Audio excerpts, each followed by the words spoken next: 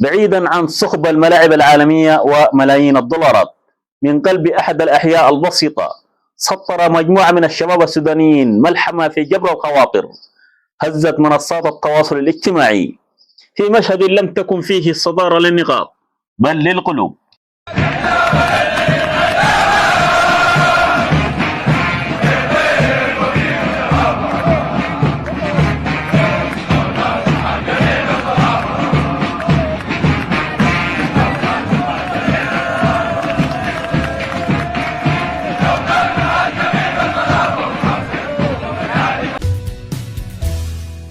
الإنسانية في لقطة عفوية توقفت المباراة لإجراء تبديل لم تكن غايته تكتيكية بل كانت إنسانية بامتياز بدخول أحد الشباب من ذوي الهمم وسط ممر شرفي من رفاقه.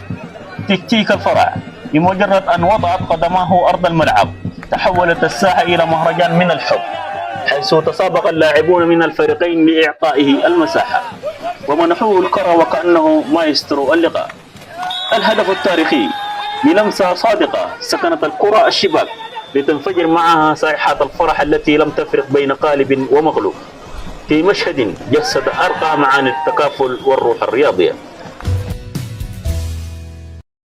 أثبت هؤلاء الشباب أن كرة القدم في أحيائنا هي رئة يتنفس من خلالها الجميع، وأن أعظم البطولات ليست تلك التي توضع في الخزائن بل التي تزرع في نفوس البسطاء.